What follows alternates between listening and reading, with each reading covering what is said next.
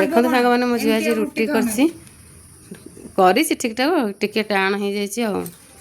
आईटा हूँ मटन चर्बी कषा पूरा सीझी जाइए केमती लगुच खाइले जना पड़ो टेस्ट केमती होपटे आनी अंडा भुजिया को आ गोटे जगह रुटी 2 जन खाइमु तो चलते देखिए मटन चर्बीटा केमिति बन केमिति टेस्ट है आगे मटन चर्बीटा टेस्ट करवा